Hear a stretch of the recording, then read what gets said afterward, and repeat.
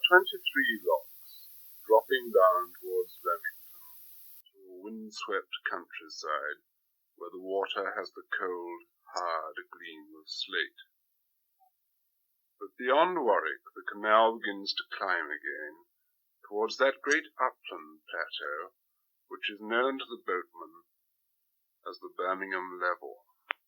For some way along that stretch, I was lucky enough to have the help of a friend who is a skilled yachtsman, and knows the Midland waterways well.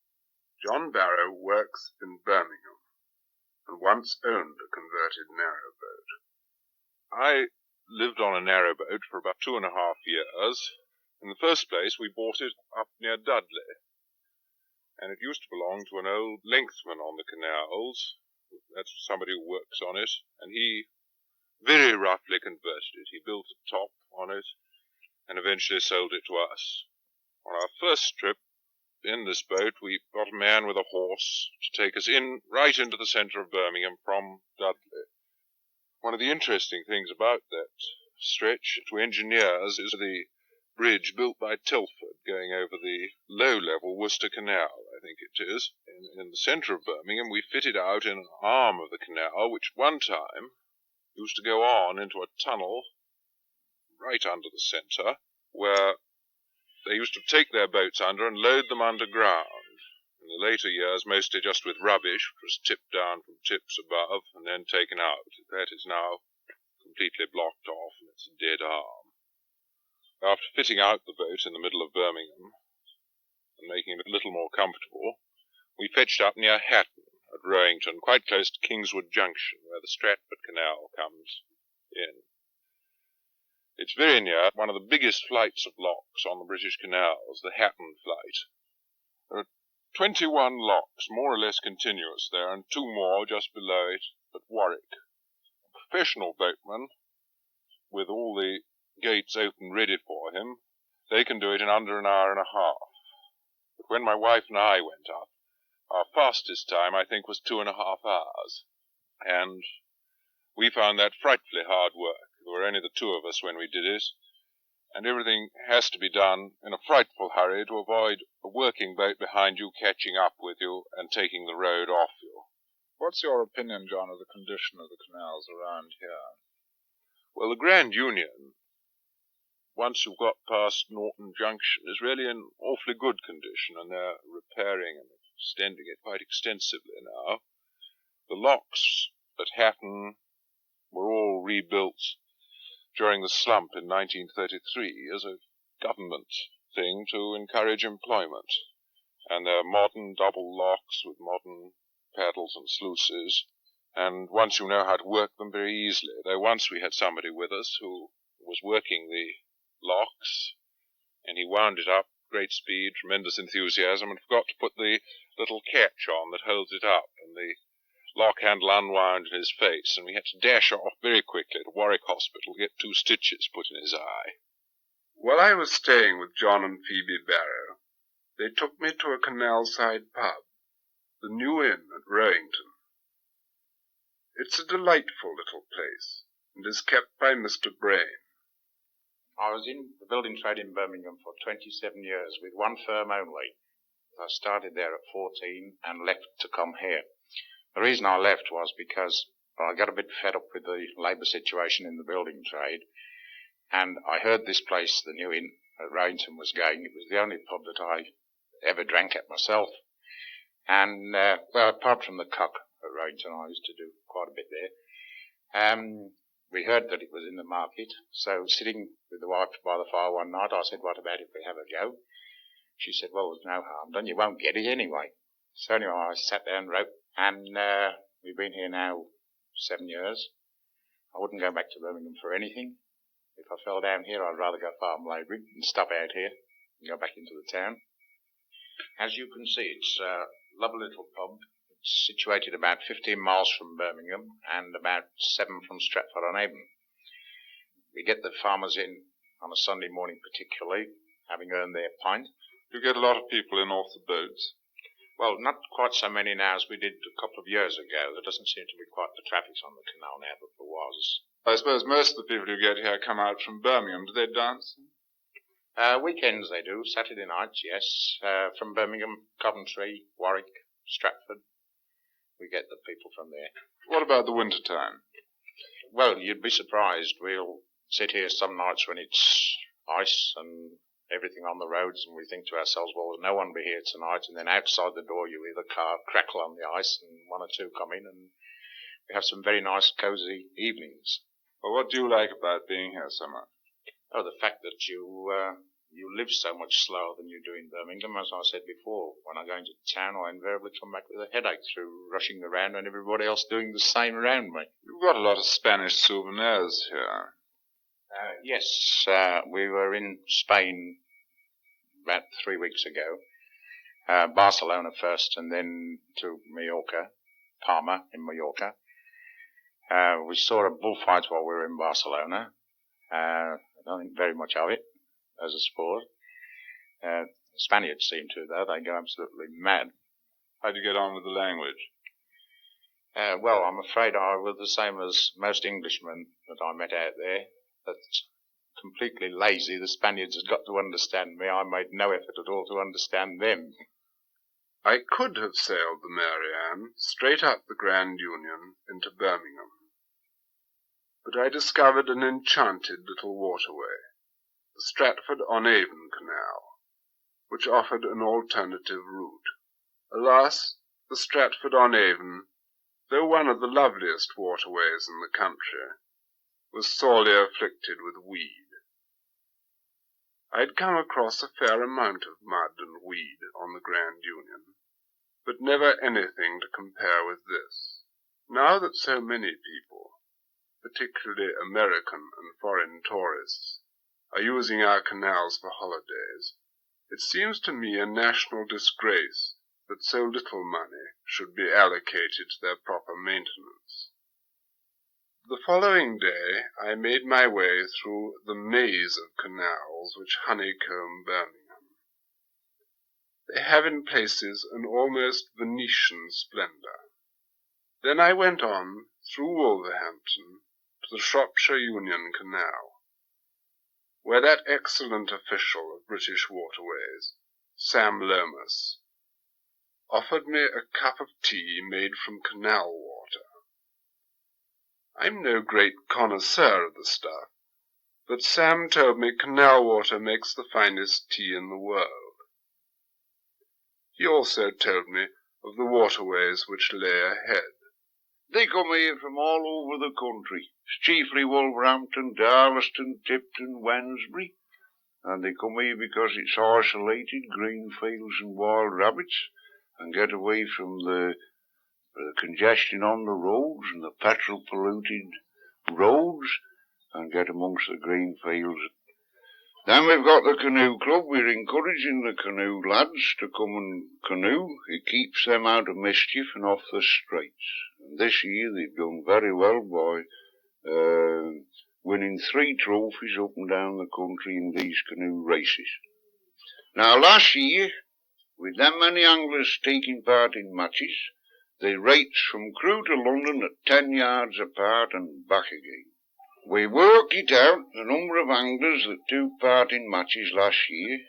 If we'd have started at Crewe station, they'd have raced to London and back again at the usual allocation of 10 yards apart. I'm going to tell you, same as I told Sir Harold Watkinson, who presented me with the BEM. I said I've been very, very happy in my job for 43 years. If I had my time to go over again, I'd have the same job and I'd marry the same lady. What's the canal like from here on? From Alderley Junction to Market Drayton, it's a distance of 25 miles and only one lock. And I think it's that stretch of water that encourages these pleasure boats to come and take advantage of such a large stretch, 50-mile return, one lock. It's all beautiful country from Alderley Junction right through to Market Drayton, passing through villages of Brood, Wheaton Aston, Nosal, Norbury Junction, Golston. You pass through beautiful agricultural country, fields each side, cows grazing, mushrooms, blackberries, birds singing. Right away beyond Market Drayton, on this Shropshire Union Canal, which was built by Thomas Telford and opened in 1832. And this junction? The junction here of the Shropshire Union Canal is the Staffordshire and Worcestershire Canal, which was opened in 1776, running from Great Hayward to Stour Port, a distance of 46 3/4 miles, 45 locks. That too is a very nice canal, running in either directions. The only obstacles are the locks, but some, when going through these locks, look upon it as a kind of an adventure and love lock work. It was built by James Brinley, and the bridges are rather a kind of more half-moon shape than the Thomas Telford bridges on the Shropshire Union Canal. What do you think of the waterways nowadays? We've got the finest waterways in the world running from London to Manchester, and I think it's a pity that more traffic cannot be put on these waterways between those 2 points. It would relieve the congestion on the road, alleviate the accidents, and also lower the death roll. And I think the time will come when these waterways will have to be more utilised. Well, Sam was right enough. The Shropshire Union was magnificent. And as I travelled along its high embankments, I could see the blue mountains of Wales, hazy and occasional beyond the trees. And further on I could smell the thin mountain air. I was in that border country over which Houseman has cast the spell of his poetry. I knew, by bridges that Thames runs under, in London the town built ill. By bridges that Thames runs under, in London the town built ill. 'Tis sure small matter for wonder, if so is with one still. And if as a lad grows older, the troubles he bears are more, he carries his griefs on a shoulder, and answered them long before. Where shall one halt to deliver this luggage I leave set down? Not Thames, not deep is the river, nor London,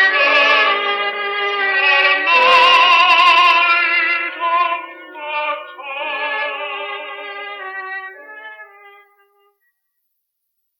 Right in the heart of that borderland is the delightful country town of Whitchurch, a great centre for the Cheshire cheese trade, and full of old, half-timbered houses. I doubt very much if you could find 2 people who know more about these cheeses than Mr. S. Biggins and his son. The firm of Biggins. My father and I are cheese factors. We buy and sell Cheshire cheese and distribute it throughout the whole of the country. After the war, the farmers asked the Milk Marketing Board if they would market their cheese for them, and to do this, the MMB nominated 3 agents, of which my father and I are one, and we distribute a third of the farmhouse cheese made in this part of the world, all the Cheshire cheese. Well, when you say this part of the world, I think it's as well to say that this district is the largest Cheshire cheese producing district of any in the surrounding countryside. If we take a radius, say, of 50 miles, we can say all the Cheshire cheese, or particularly the farmhouse Cheshire cheese, are made within that radius. There is a tendency with various cryo-packing and mass-produced cheese to just get a very stereotyped cheese which will keep forever if they want it to, freeze it if they want to, but with all this you miss what is a typical Cheshire cheese. You don't get you want a nice nutty flavour and a good open texture and a bright colour. Well, now then, the Cheshire cheese, the milk from which it is made is full cream milk, and every cheese is guaranteed to a butterfat percentage. We have two types of Cheshire. One is coloured and one is white. The difference is only the fact that in order to get the coloured cheese, which is very popular in some districts, particularly the south, you add a vegetable annatto or colouring. And that is the only difference between a white and a coloured cheese. Our co-partner in blue cheese, Captain Hutchinson, is the only one in this particular trade throughout the country. These cheese are actually produced on these premises in which we're standing at the present moment. Now, blue Cheshire cheese, is one that is produced in its natural form by selecting a cheese that, in our judgment, will go blue naturally, and is not in any way a fake blue, as many of them are. It's a cheese that is very popular, but it has a very limited market, and where it is bought and appreciated, they will have no other kind of blue cheese. They say the Welsh canal is the loveliest in the island, and I saw nothing to rival it, winding on through uplands heavy with the scent of hay, until in the late afternoon the Mary Ann chugged into the harbour at Ellesmere. When I had moored near the milk factory there, I went up to take a look at the town. Geoffrey Lockwood's family have lived at Ellesmere for many generations. Where you came in on the canal, the basin there, and the large milk factory on the side, which has been greatly extended in recent years, in the old days used to be a foundry. As a matter of fact, the foundry we've just been talking about was run by my family. But owing to times altering and things like that, we're now in the ironmongery business and of sports goods, and one of the main sporting things in this area is, of course, fishing, and we do stock fishing tackle and look after the interests of the angler generally. We get a large quantity of visitors in the summer to Ellesmere for the specific purpose of angling. We have a wide choice of mere fishing, we have canal fishing, and we can also offer River 7 fishing for people who join the local angling club. Do you fish yourself? Oh yes, I'm a very keen angler. I go as many evenings that I can possibly manage, and my half day is Thursday, and we usually get a little party together and go on Thursday afternoon and evening, get a boat on one of our favourite meres, and subject to weather conditions, we really have some good sport. They do say it's the Killarney of Shropshire, that there are 7 meres all within 15 minutes by car. The Crowsmere is one of the furthest ones, a beautiful stretch of water, very accessible. You can walk down to it in very few minutes. You can park a car close to it. There are boats available, fishing boats. There is good side fishing. Then you have Colmere, which is a private water but can be fished on day tickets by boat or from the side.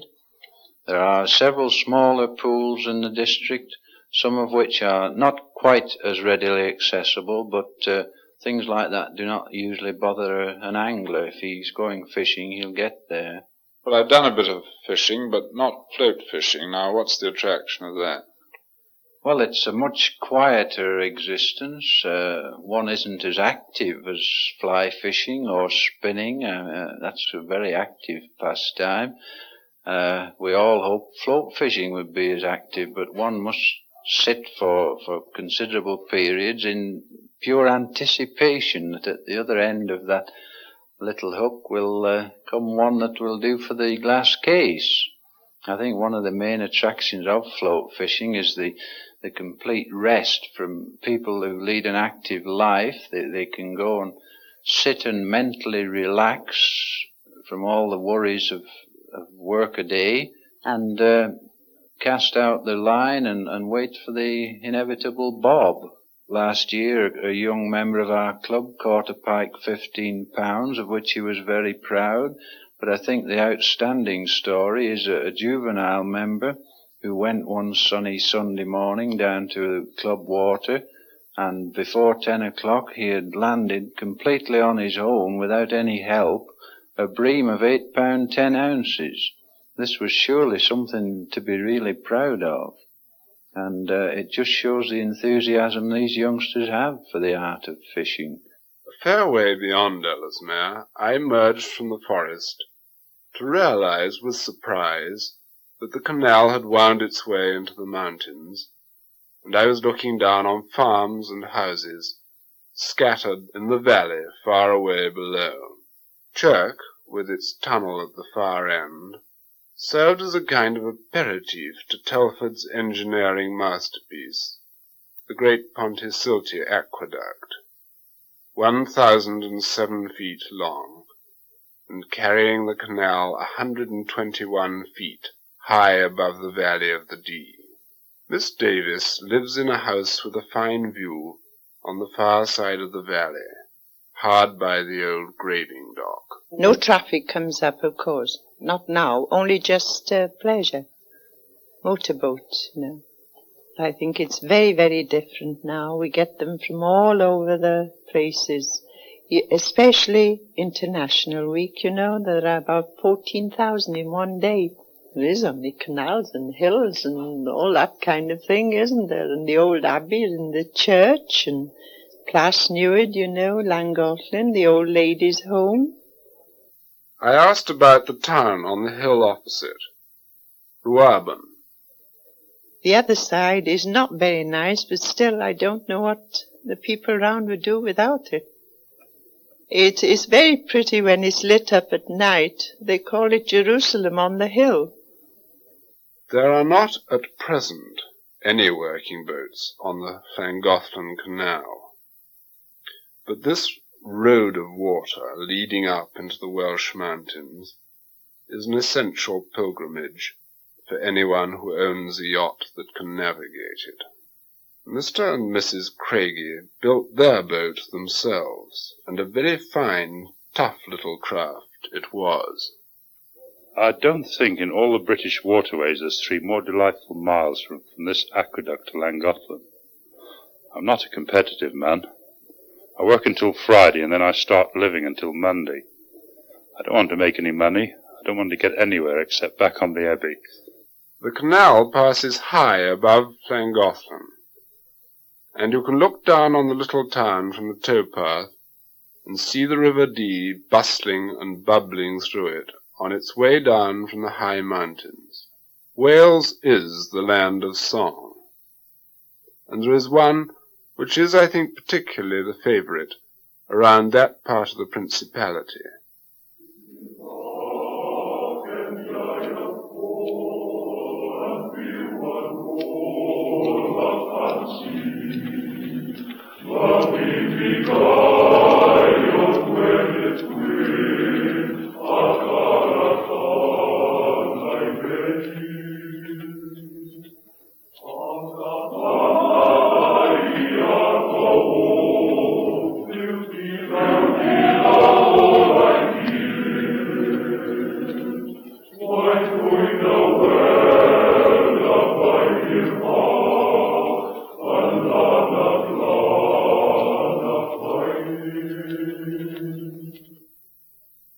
Until not so many years ago, canal passenger boats used to run down into England every Sunday, carrying thirsty Welshmen in search of a glass of beer. And the old horse must have pulled many a merry boatload of them back to their homeland of a Sunday evening. Well, the old horse isn't plying any longer. But as Mr. Rhys-Jones told me, in his magnificent oak-panelled bar at the Sun Inn at Glendavery, Sunday closing hours are still in force.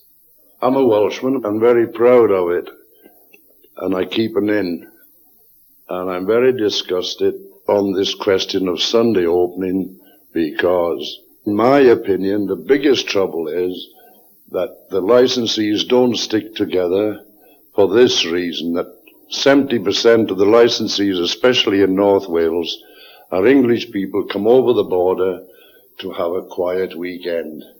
And they do not want to keep a pub.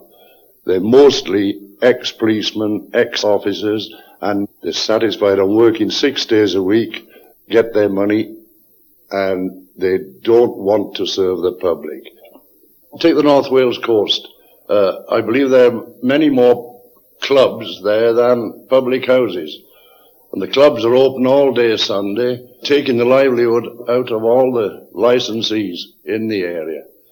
In some of the biggest boroughs on the coast, for Colwyn Bay for instance, there are only 3 or 4 public houses against 20 to 30 clubs in the area.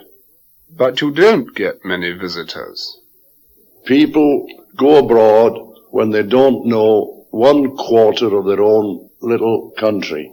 And in my opinion, Llangollen is called the gateway to Wales, and that's all it is, the gateway. Come up as far as Glyndwr and you're inside the outskirts of Snowdonia and the most marvellous scenery in the world as far as I'm concerned. If people only came to this area, instead of rushing through to the coast, they could enjoy themselves with fishing, shooting, the most marvellous walks anybody could wish for, and a sleepy country village. And how is the pub going? They're going back to the old stage where the village inn was the focal point of the village life. Chapels, the church, the inn, and the local shop, where people met to have a gossip and a chat and all that. Then they changed. They had a change where only the men went to have a drink and get away from the family. But now they've come back. Everything is discussed in the local inn, and it's very nice to see the husbands bringing their wives in on a weekend to have a quiet drink and a chat, to meet friends from the next village. Actually, I don't think the innkeeper wants to see the old hard drinking crowd coming in. He likes a good steady trade, social evening, and everybody enjoying themselves and going home satisfied that they've had a good evening out.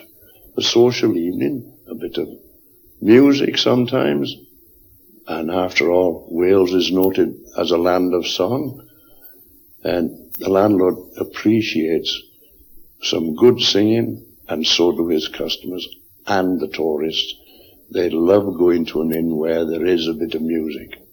On a weekend, you get a lot of Welsh people converging on the inn for an evening out. Before closing time, you're always apt to get the old Welsh hwyl and song for the last quarter of an hour or 20 minutes. And they all join in, even today, even though rock and roll on the jukebox, television and all that have their fans. If you get the locals singing, either male voices or mixed, the rest are all put off to listen to the singing. You can't get away from it yet. I was fascinated to discover the remnants of an old tramway running to Glyndwr from the slab and slate quarries, miles away up in the mountains. Before the railways came, tramways similar to this one fed the heads of the canals, and Mr. Williams told me that the vats from the slab quarries were taken away to Ireland, where they were used for an extremely important purpose. The tramway was used to bring slates down from the Moel Furnace slate quarry down to the station. And it also brought, when the slab quarry was working, it brought huge slabs down to a dressing shed which they had higher up the valley, which you may have noticed.